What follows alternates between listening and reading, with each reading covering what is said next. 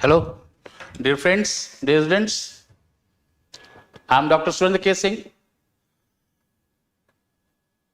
We at the GS score are going for the 2 days session on YouTube pertaining to the sociology as an optional in civils. The purpose was there, the first thought was there, that how to approach sociology. This is the one concern which has always been there. And in the last 24 and 25 years of my teaching sociology in civils, twice and thrice seeing the syllabus being changed, some common questions have always been there. I have been telling that compared to every other optional, sociology is an evergreen optional. And almost every year, a good number of candidates have qualified with sociology and their marks has been very good.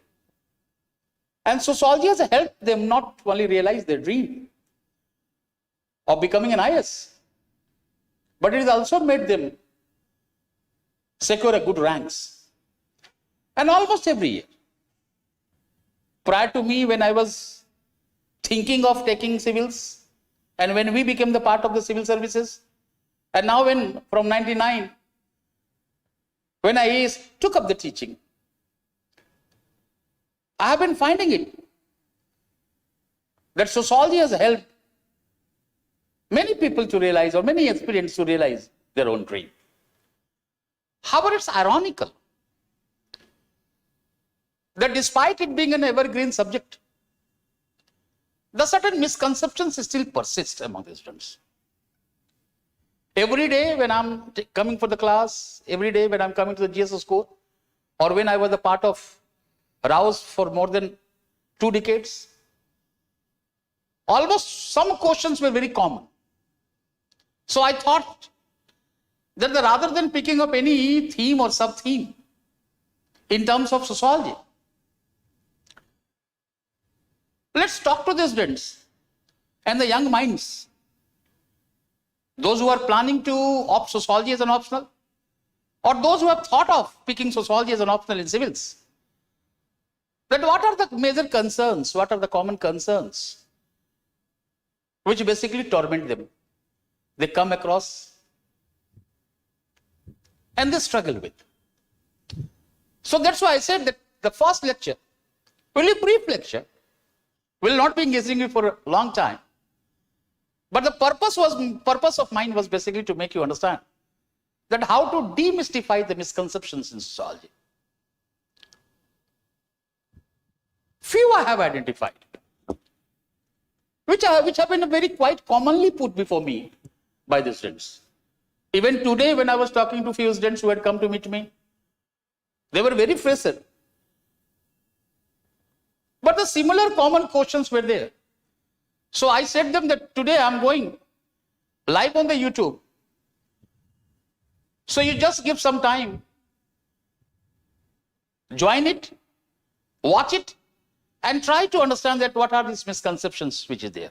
That's why this is basically demystifying the misconceptions in sociology. And if I say what are the certain misconceptions, let me point out few so that you would be able to understand that one. First, which has always been said, that it is number one, it's a lengthy one. I'm pointing out few. Number two, it is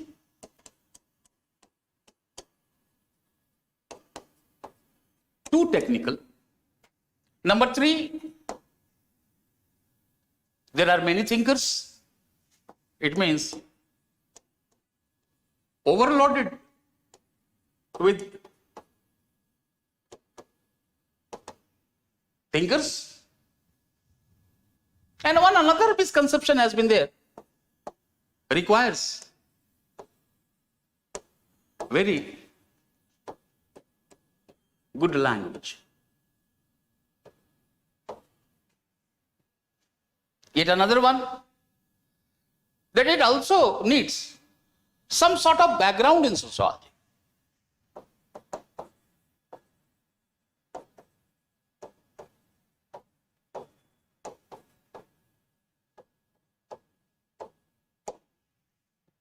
These are the 5. Sixth one, when you're looking at the common misconception, that it is mugging up will do. Do we need to mug up too much? Like a rote learning? And then once you have done this one, then few are more, which I come across every day. Today, one of the questions which were there, 2 questions the student has particularly asked me today. So the second paper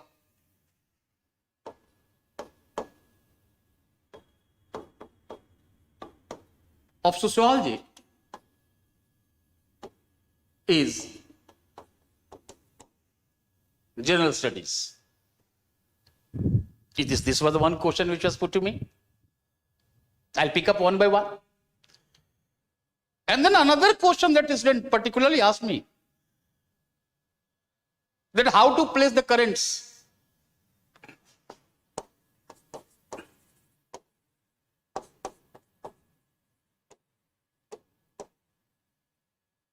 Happenings in sociological writing. And I'm sorry to say, I don't know, something has come out. I don't know from where this narrative has come, from where this discourse is emerging. A typical narrative is being said.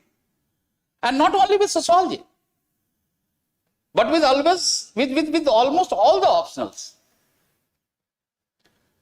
That if you do only the PYQs of last 10 years, preparation of optional will be done.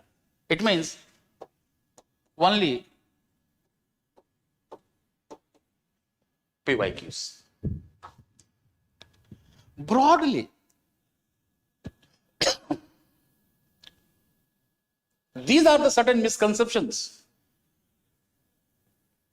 which almost every day in my teaching life, while talking to the students, not only the new students who have not been groomed in sociology, who have not read sociology, they have just thought of taking sociology as an optional. But ironically, those who have read and certain students who have done their coachings, taken the mains when they have not faced the good marks, then the same misconceptions once again come to their mind. So I thought, once again I'm saying I thought, that the first engagement with you, with the young minds, planning to opt sociology or those who have already taken sociology, if such kind of misconceptions are there, we now need to deconstruct, we now need to demystify it. Let me first pick up the first one. That, sir, the syllabus of sociology is too lengthy.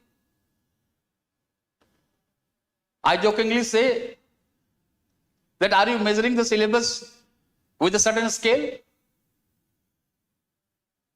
And if you are not doing so, then you have not understood the syllabus. Tell me very honestly, how many of you, while picking up any optional, even talking about the GS, are sure about what the contents in the papers are? You need to understand the syllabus. That should be their own tips. And compared to the other optionals, what the UPSC has offered you, the syllabus of sociology is too short. It requires interconnectivity. More precisely, in a second paper, the syllabus, which is divided in terms of part A, part B, part C. If you look at part B and part C, you'll find so many common areas which seems to be scattered in a segmentalized dimension somewhere in the topics. If you bring all these segmentalized into the major units, we will realize that syllabus is very short. So the first misconception that it is lengthy, it is certainly a misconception.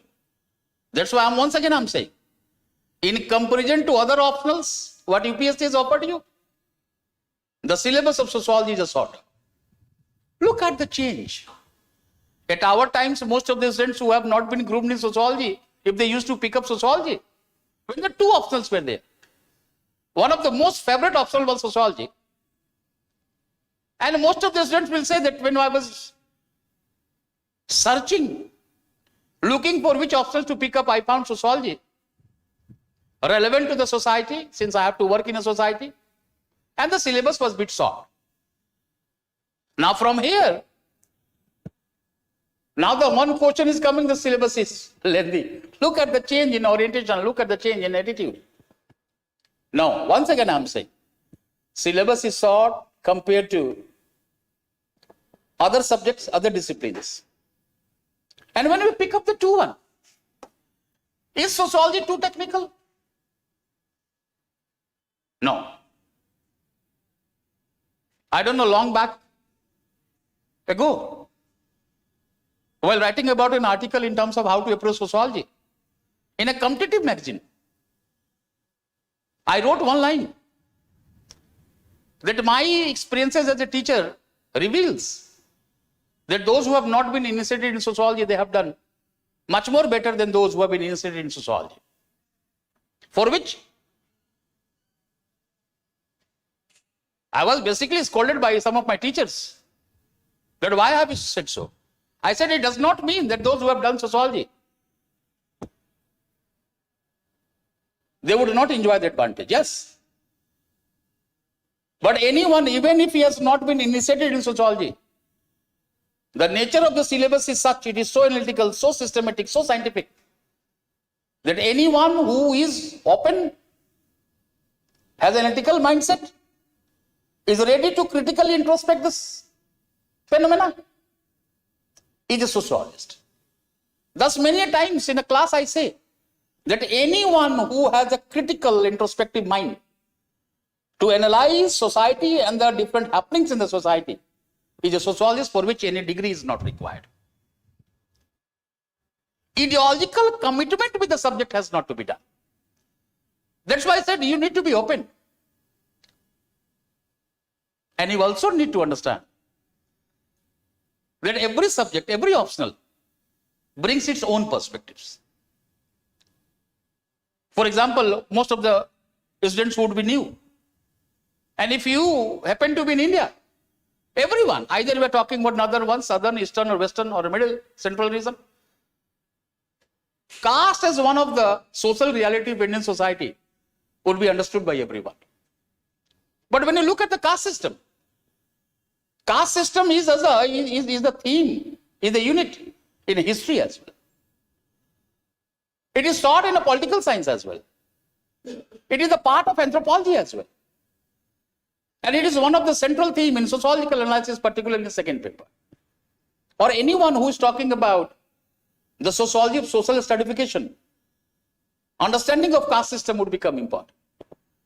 But if the caste system is taught by history, is taught in history, in a political science, in anthropology, in sociology, would you be writing the similar things everywhere? No. These all subjects will be analyzing caste with their own perspectives. Thus, if you are analyzing caste in a sociology, then the sociological perspective would be there. And with the sociological perspective, it is expected out of you that you, as a candidate of civils, having sociology as an optional, be aware of these perspectives. It is the perspective that separates the different branches of social science. It is not what they study, rather how they study. Thus, this misnomer that this is too technical is more mental, not a reality. And the third one, that there are so many scholars, overloaded with thinkers. Yes, 1838 sociology emerged as a discipline. And today you are there standing in 2025. Many decades have passed, centuries have passed. And sociology is an empirical science. Sociology is a dynamic subject. Around the globe, maximum works are being done. Wherever there is society, there is sociology. I always believe in this line. That wherever there is a society, the scope for sociology will always be there. So the empirical works are going on. But your syllabus has basically specified the 6 thinkers. That is unit 4, paper 1, sociological thinkers. Karl Marx, Emile Durkheim, Max Weber, Talcott Parsons, Robert King Merton, and G.H. Mead, the new edition. Your prime concern should be these 6 scholars. Read as much as you read them, unless and until you get a comfortability, confidence in these 6 thinkers. There are ways to study the thinkers. And you will be using them. If any one of you who has seen the syllabus, or if any one of you who has done sociology, if he is looking at the unit 2, sociology as a science, unit 5, stratification and mobility, unit 6, work and economic life, unit 7, politics and society, unit 8, religion and society, unit 10, social change in a modern society, would be aware of the facts that these 6 scholars are there because sociological theories of power, sociological theories of stratification, sociological theories of change, sociological theories of religion, such kind of themes are there in your syllabus. Your prime concern should be the 6 thinkers. So here, in terms of 6 thinkers which are unit 4, that should be your concern. And then, while opening up the dimensions of the syllabus, looking at the themes, sub-themes, if the certain scholars comes out, they would be read by you, but not in depth as you have done these 6 scholars. Your prime concern should be these 6 scholars. Your answer should not be overloaded with the thinkers. Your answer should be analytical. Do not provide the piece of information that he said so, he said so. Don't mug up. Yes, there are too many thinkers, there are too many theories, there are too many perspectives. What do you have to do with that? The moment very rationally, very systematically you open up the syllabus, you will find that only few are required. And with the few you can fetch good marks. You are not doing masters in sociology. You are not doing MPhil in sociology. And the syllabus has not been written only for the sociology initiated students. Sociology syllabus has been, or syllabus of the UPSC, every discipline has been picked up in such a manner that it can be comprehended by anyone even though he has not been initiated. That's why once again I'm saying that I wrote that my experiences says that those who have not been initiated in sociology, they have done much more better than those who have been initiated in sociology because they were not corrupt. Everything was new to them. They wanted to go. They wanted to know. They wanted to learn. Not under this impression that I have read this, I have read this, I have read this, I have read this. No. Your academic degree would certainly be providing you an added advantage, but not the surety to qualify. Because what you are taught and the way you are taught in academics and the way the questions are coming in civils are altogether different. That problem was there in our time as well in 94, 95, 96. That problem is still there. And that's why you should not be worried about this misconception that sociology seems to be overloaded with the thinkers and the approaches. Yes, this is the reality. I am not denying that. I, as a student of sociology, is not denying that one. I, who has done sociology, is not denying that one. But the moment I am evaluating the UPSC syllabus, I find the requirement of UPSC syllabus different from that of the academics. The nature of questions, some questions which are there, even those who have done their academics, BA or MA, they find a similar kind of problem in solving the problems. Let me share one example. In 94, 95, when we are taking the mains, One of the questions that came out, that what inspired Durkheim to pick up division of labor. No, this socio-historical background of the thinkers was not taught to us. It was not known to us. Anyone who has gone through Durkheim will be talking about mechanical, organic metaphor. We'll be talking about repressive and restitutive law. We'll be talking about collective conscience. But what were the background on which Durkheim has picked up division of labor? What was the central question which Durkheim addressed in the division of labor? If such kind of questions are coming up, it means it requires to go behind the lines. And where anyone, whether he has done his sociology as an academic career or anyone who has just picked up sociology in UPSC, they are same, they are similar. You need to go behind the lines. So once again, I'm saying that yes, there are too many scholars, there are too many perspectives, but let it be for the academics. There are few scholars, there are few perspectives with which the tailoring of the syllabus has been done, which could be comprehended by anyone, even though he is not a sociologist. All right? Anyone with a analytical mind, anyone with a systematized attitude or systematic attitude could pick up sociology. You know, engineers, doctors, students from commerce, management are picking up sociology. Isn't it the complete contrast? I find that there are two students who are there who are from mathematics. And I say that why you have picked up sociology? Simply saying that I have interest in society is not due. Hence proved kind of attitude in a scientific perspective in terms of engineering and other dimensions we have done. It is a more philosophical, it is more theoretical approach. But for these engineers, doctors, those who have not been interested in sociology, they are qualifying and they are getting the ranks. Are they not worried about when they picked up sociology of the same kind of perspective? But they understood the requirement of sociology. You also need to understand the requirement of sociology. Do not go by these misconceptions. And then when you pick up, it requires very good language. You know what is language? Language is a medium of expression. If with the smaller sentences, if you have the basic language, if you are able to convey what you want to convey, you will fetch marks.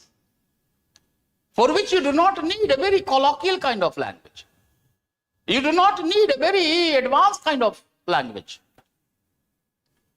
Sometimes we speak the language, sometimes we use the certain words. Because over the years, while reading sociology, while being a student of sociology, and I still consider myself to be the student of sociology. Because mastering sociology has never been a claim of mine. I am also trying to understand sociology. And then doing in academics, being a part of civils for such a long years, for more than 2 decades. Certainly, certain sentences have been there structured in our thought process. Is it required in part of you? A good language, grammatically correct, even with the smaller sentences. If you are able to express what you want to express, the neat disposition of the question asked in a civils, you will fetch marks. Language is not being taken. Language could be an added advantage there, but not the complexity of the language. A complex language where the certain kind of ambiguity prevails will not fetch you marks. So language is merely a medium of expression. This needs to be demystified. A good language, a smaller sentences, basic knowledge of English, grammatical correct, and being able to express what you want to express would be sufficient in sociology. It's not technical. Yes, when you say technical, every subject brings about certain kind of terminological exclusiveness. Isn't it? Relativity, mass, Einstein, Newton, Planck, Gibbs. Will the general man, the common man will understand this? No. It will be understood by those who have been specialized in this one, those who have gone through that subject. Similarly, when you are doing it sociology, or if you are doing philosophy, or if you are doing public administration, or you are doing political science, the requirement is different. Their perspectives will be different. Certain terms will be different. And these terms are not to be confused with the technological complexity, because that is the requirement of the subject. That's why I said, every subject brings its own perspective. And you all have realized, being a part of civils, that if you really want to be in the list, to realize your dream, your optional should be good. At our time in the hostel, it was said, I don't know now it is being said or not, but I tell to the students that a correct selection of optional, a right selection of optional is more than half the battle won. Your interest, availability of a good teacher, materials, books, and a peer group. These are the certain facts which need to be taken note of while picking up an optional. If anyone is thinking of, go through 11th, 12th NCERT, you would be able to understand it. And you being a part of society, so many happenings which are happening around you, you know it. Approach like a layman. I always say to the new students, or now whosoever comes up, that you approach every theme, every unit like a layman, and then you try to know that how the sociologists have approached this one.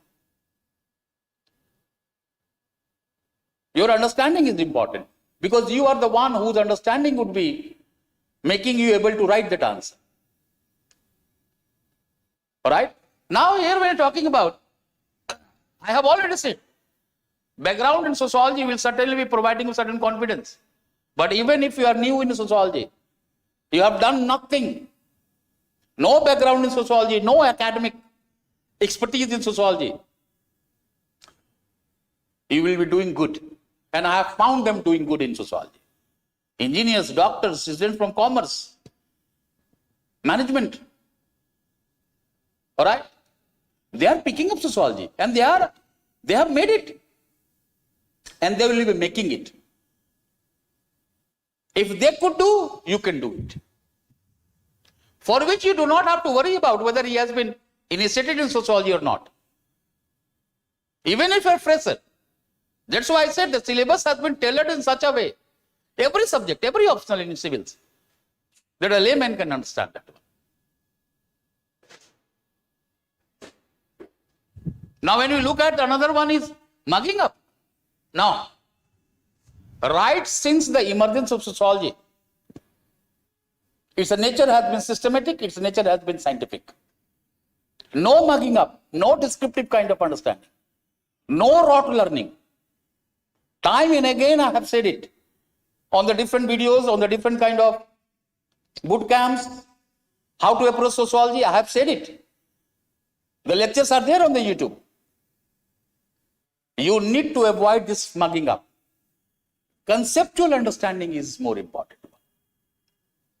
Not only to read in the lines or read the lines, read between the lines. You must come to the level where you have gone behind the lines, so that the context would be understood by you. Usually what we do, sir, content. No, context and content has to be understood. Intersectionality has to be understood by you. You understand the context. Since you do not understand the context, many times when a certain question comes out, you say, sir, this is an offbeat question. Now this is the new word which I have found among the certain aspirants of sociology or the civils in a different subject. Sir, this was the offbeat question. What do you mean by offbeat question? Was it not part of the syllabus? It means you have not approached the syllabus. And with whosoever teacher you have gone through. If he has not made you understand, and despite this you have found that this question to be offbeat, then there is a certain problem there. Escalation of the subject is done by both the teacher and the students. Your faith in me in the last 24, 25 years, which has made me sustain, has made me give the results every year, year by year, which I am not here to count. But that faith has brought the students to me. And I said that I will not be cause of rejection. And I will not let sociology be the cause of rejection. Recently, 2 years back, they asked the question on David Morgan, for example. Most of the students left it. Is UPSC asking such kind of absurd kind of things or any kind of out of the blue works? No. Sporadic happenings, sporadic sentences are not being picked up by UPSC. That way the questions are not being framed. David Morgan is there providing an alternative to the traditional studies on or traditional approach to the studies of family. The moment we talk about the traditional approach, the teacher could have made you go to the David Morgan. So they are not the offbeat questions. And why this offbeat question? Because you marked up. You simply marked up. You have never tried to go deep down the lines. You have never tried to go behind the lines. You will have to dare. Take your time. Every student will take his time. Sometimes one will understand in one go, two go, three go. But any student who says that I am not understanding is lying. Unless and until you have refused to understand, you will not do good. All right. So no mugging up, no rote learning. Your conceptual understanding is must. And you might have realized in the last few years, not only about the optionals, but even in the GS, the questions which have been asked, when you start analyzing the PYQs, you will be realizing that they require the conceptual dimension. Concepts were more important. Facts always find their locations in the concepts. Do not approach merely with the facts, and don't write by providing the piece of information. Your writing should be analytical. Your writing should be linear. Your writing should be systematic. Related with this markup, there is another question coming out. Sir, diagram bana दूं? Sir, flow chart bana दूं? And I find even the test series which is going on, and in terms of the foundation batch where the tests are given when the students write it, I find many students are writing in terms of only giving the flow chart to me. I don't know, this is the new kind of narrative which is coming out. This is a new kind of habit emerging as the student here. Yeah, flow chart, you can draw it. I'm not saying that you cannot draw it. But you write in paragraph. Merely piece of information is not analytical. And when you only provide the flow chart, it also says that you are incapable of writing sentences. You do not have learned that art, how to express yourself in sentences, how to express yourself in a paragraph. Write paragraph wise. Flow charts are to substantiate your answer. They are not merely the answers. Avoid such kind of things, dear. And particularly those who are very new. I mean, I know that they would not listen to the teachers like us. They will be listening to the point wise लिखता हूँ यार, flow chart बना देता हूँ. I always say the students, the director to the GS score, कि यार why it is so कि कोई बिगड़ा हुआ केस ही हमारे पास आता है यार. सब तरफ से थक जाता है तब मेरे पास आता है यार. When you have not fetched marks in a mains, when you have had a very poor marks in a mains, when you have ruined your sociological knowledge, and then you come. No. Approach it wherever you are. Don't write in a merely piece of information, only giving the two flow chart, answer is done. Write paragraph wise. Be linear, be systematic and analytical in your answers. For which you need conceptual understanding, conceptual clarity, not merely the mugging up. Mug up क्या थे? Mug up कर ले, वैसा question आया तो लिख दिए. I mean, in our hostels in a DU, we used to say, mug up and vomit it in the exam. Is this the way you will be qualifying civils? Is this the way the nature and trend of civils is being analyzed by you? You have to think. You have to rethink there. And now here, when you're looking at, this is the one question which even today I got it. Sir, second paper is Indian society, which is GS. Yes. Many areas of your paper 1 and paper 2, even paper 3, in terms of population, women, urbanization, caste system, Dalits, joint family, Jajmani system, diversity,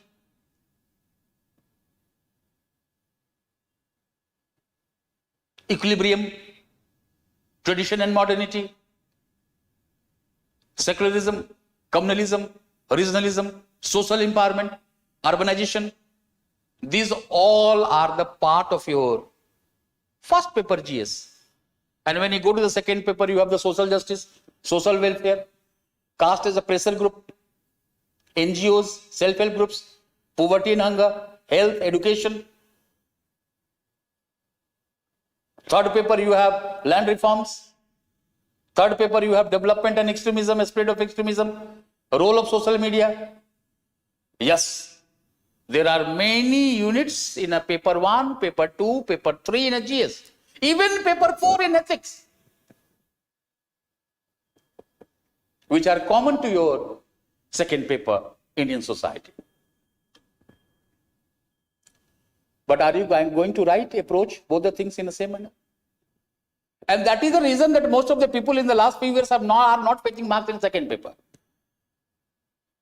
You look at all old videos of mine where I have always said, meet any old students of mine, I have always said that second paper works like a mathematics.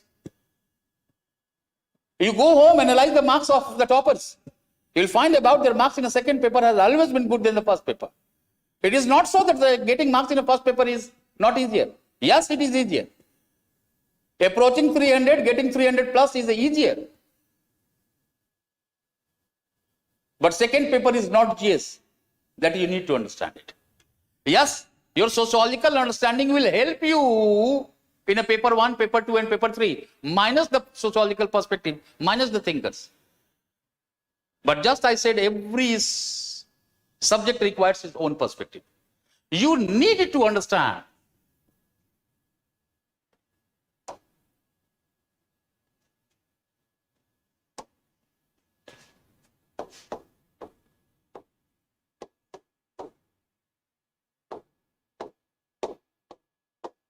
Indian society.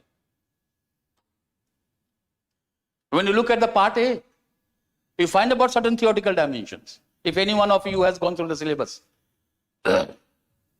Approaches, Indology, they have given the name G.S. Gure. Structural functionalism, they have given the name M.N. Srinivas. Structural Marxism, they have given the name A.R. Desai. Then in part A, unit 2, we are finding about modernization of Indian tradition, social background of Indian nationalism, colonial rule. All right. And you start preparing that one. Why don't you give 5 minutes to understand that how Indian sociology grew? The growth during the colonial period. And with the growth, you will be finding about also the certain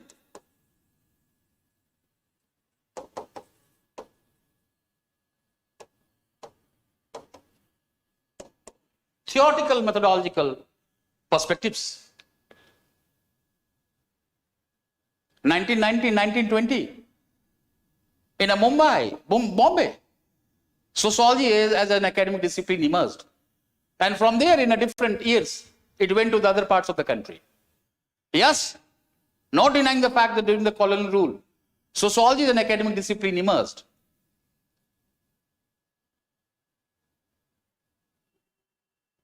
But today you are in 2025.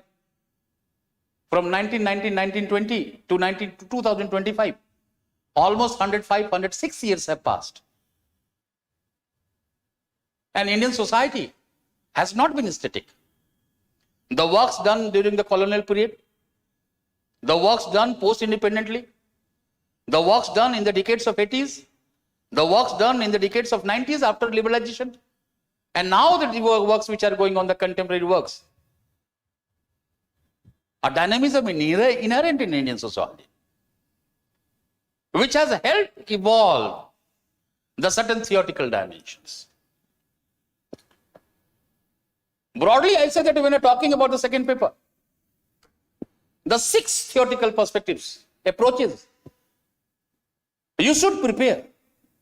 Not only the 3 which has been written in your syllabus, Indology, structural functionalism, and Marxism. So your first perspective would be to talk about Indological perspective, then a structuralist perspective, then a structural Marxist perspective, a structural functionalist perspective 4, modernistic perspective 5, and subaltern perspective 6. You need to use these theoretical dimensions in your various themes, various questions. And they are asking the questions on that very perspective. A certain segmentalized perspective, when you open up the dimension, the questions are coming up. Not only in second paper, but also in the first paper.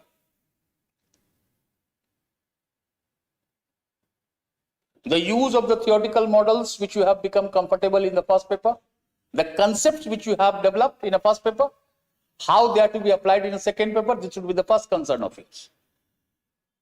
How the Indian sociology has grew and institutionalized, and what are the certain theoretical perspectives have emerged, that should be the second perspective of yours. Change and continuity change, this should be the third perspective that you need to keep in mind. Empirical examples, the sociological works, few works related with the units, so that you can substantiate your answer with the help of the empirical examples, would be the fourth one. And fifth one, as you have been analytical and having the critical introspection in the first paper, you need to have that one. You need to interrelate the first paper and second paper. I don't know how we will be going, how this is being taught. I usually teach first paper and second paper together. For example, anyone is talking about social stratification. Will he not be talking about the caste system in India? This is a second paper syllabus. If I am talking about work and economic life in a first paper, industrialization, urbanization is there. If I am talking about politics and society in a first paper, there is a politics and society in a second paper in Indian sociology. Similar is the case with the religion. Similar is the case with the system of kinship. Similar is the case of vision of change. And once you have known it, then you find about it where they have differed, so that you will be able to compare, and what specific models have emerged out in Indian context. You need to come to this level of your understanding. And thus, let's erode this. Let's demystify this misconception that second paper, that is Indian sociology, is a GS. No. Topics are common. But the way you approach GS in a journalistic perspective, the questions and syllabus of the second paper has to be approached with a specialized perspective along with the sociological perspective. Students are advised to write sociologically. These are the instructions given to you. And if the students are advised to write sociologically, then these perspectives are required. And then how to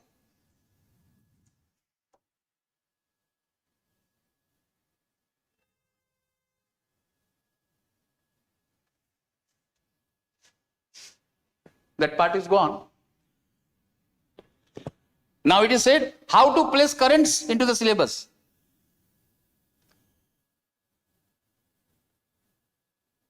No, current is not a subject. In a static understanding, the current's contemporary applied dimensions would be added. Every question which is coming in a currents needs to be first understood, needs to be placed in the concerned unit, and the moment you have been able to place that in a concerned unit, the perspectives required for that unit would be known to you because you have gone through, you have done this paper.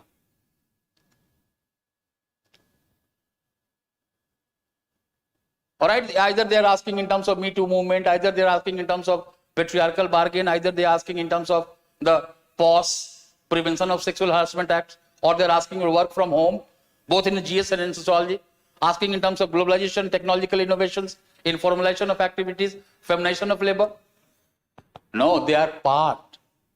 These current happenings are a part of the certain broader dimensions. You need to place them. Once you place them, you will be getting the perspective to answer that one. All right? And it is the duty of the teacher that when he has picked up any unit, he will be talking about what is the real happenings, what is the contemporary happenings going on. What is the relevance of the thinkers? What is the relevance of the debates on positivism, non-positivism? What today contemporary sociologists are doing in stratification and mobility? This conceptual dimension has to be done by the teacher. And you have to understand that teaching is a two-way process. I've always said teaching should be a two-way process. Last but not the least, will only PYQs will do? This is the new narrative, I said it. Yes, PYQs provide you the satisfaction. PYQs and solving the PYQs basically make you understand that whether you are in a right track or not. Once you have read any unit and when looking at the PYQs, last 5 years to the 10 years or 15 years, whatever these are there, whether you are able to answer that question or not, what is the framework of that question? If you are not able to answer that one through the PYQs, whatever you have read, it means you now need to reread it. You now need to reorient yourself. That's why I say that when you read something, when you look at the PYQs and you find comfortability, confidence, yes, this is the PYQ I can do. Fine. But PYQs are not to be viewed merely as a set of questions or list of questions. PYQs are also to be viewed as the certain dimensions related with the units, so that you would be able to open up the dimensions. It means when you are picking up any topic, like if you are talking about sociological thinkers,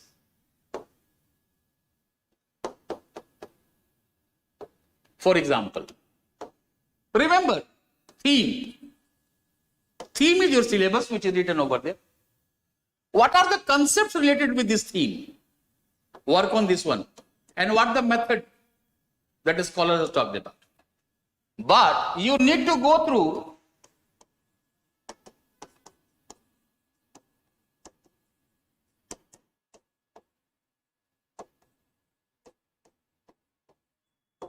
give some time to understand the socio-historical background. No thinker is like a wild plant who has grown anywhere. Every philosopher, every thinker is a product of his own time. Go through that socio-historical, social, economic, political debates going at this time. So you will understand that why this thinker has talked about this one. Understanding of thinkers will become easier. Open up the dimensions. Like for example, when talking about the social stratification, let me pick up another one. The syllabus is there, part A, B, C. Concepts, equality, inequality, hierarchy, exclusion, poverty, deprivation, sociological theories of stratification, structural functionist, Marxist, Weberian, and the dimensions of stratification. Mobility, the factors and the causes for mobility. Is this the one? That syllabus is prime. But go deep, open up the dimensions. Intersectionality has to be understood. You try yourself, think of, for which you do not need to be a sociologist. You just keep the syllabus today, once this session is over. Just look at the unit 5, paper 1. Look at the concepts and the dimensions. And think rationally, you will find about intersectionality between this. Race, gender, ethnicity, poverty, deprivation, hierarchy. You will find exclusion, you will find that intersectionality. Let's come to this stage in your preparation. And that cannot be done merely by rote learning. That cannot be done merely by mugging up. That's why I'm saying, approach like a layman. Develop the concepts. Master in a concept should be there. Understand the context. And this is the context which I'm saying here. Open up the dimensions. Go behind the lines. And once you have done all this, then look at the PYQs. But do not forget that are not necessarily the PYQs which have been asked will be repeated. Yes, there are many questions, many PYQs which are repeated every here and there. Not only in sociology, in other disciplines as well, other subjects as well. Also in GS I'm finding about, in a paper 1 and 2, the certain questions have been repeated. From 2013 to 2023, they have been repeated, yes. But they are very few. Once you start opening up the dimensions, you realize that what could be the anticipated one, what could be the probables one. At your preparation, you must come to the level of anticipation. You must come to the level of probables. Yes, PYQs has to be done. I'm still saying PYQs have to be done. In early writing and wherever you are, do the PYQs. It will give you the confidence. It will make you understand that whether you are in the right direction or not. But PYQs not merely as a list of questions, number of questions. Through PYQs, you also try to approach the units, themes, and the related dimensions. So broadly, these are the certain kind of misconceptions which have been there in sociology. I hope that I have been able to demystify that one. I am able to erode this. And then, not as a teacher, not as a student of sociology, not as a faculty or mentor of sociology.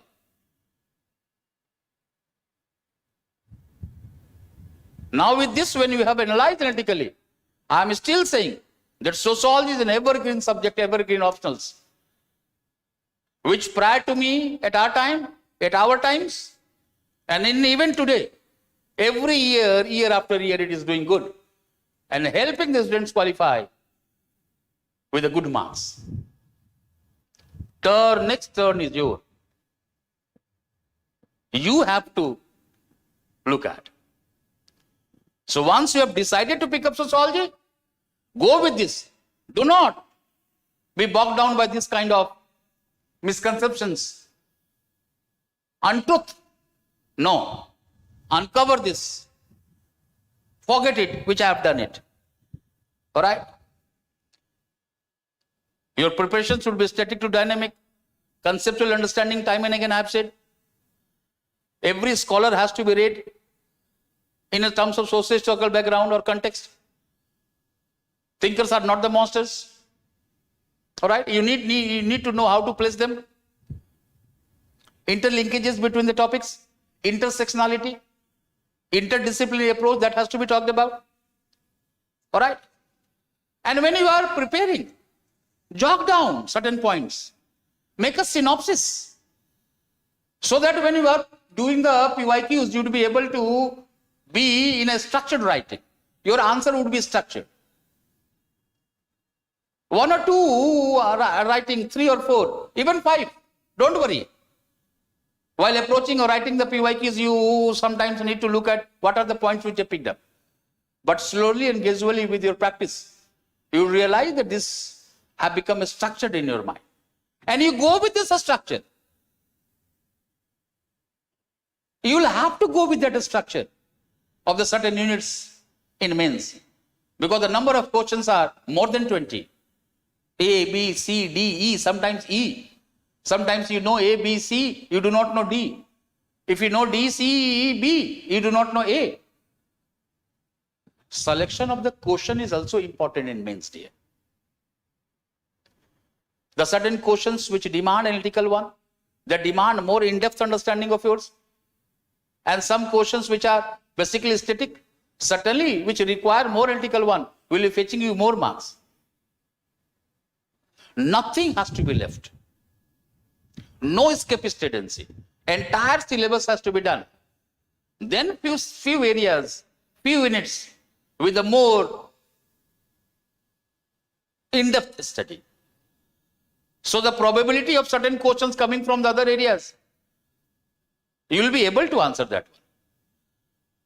All right. Escapism is not, or escapist tendency is not a good strategy. So go through the entire syllabus. Don't be bogged down by this. And so that's why I said about how to approach second paper, how to approach, and what are the misconceptions. And with this, how to build up the concepts.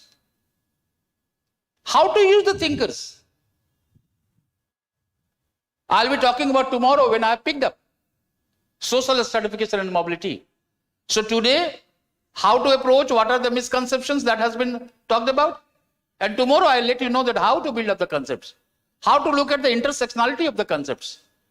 So tomorrow when I'll come live on the YouTube, I'll be picking up one of the units, one of the themes which have been a subject theme in sociology, that has been social stratification and mobility. I'll pick up that one. I'll let you know in brief that how to approach that one. So that not only the misconceptions of sociology is gone, but you will also be able to understand that how the syllabus and the certain contents of the syllabus have to be approached. I wish all of you the best of luck. And here, if anyone has a problem, come to me. Come to GS Score. We are here to help you out. All right? On 30th of this month, we are beginning with this foundation batch. And anyone who has done his course, anyone who has done his sociology, can be part of the crash course, can be part of the Q&A, question and answers. Test series. We are here to help you out. And even if you are not taking admissions, if the problems are there, come. I am there to help you out. Once again, I wish all of you the best of luck. Thank you.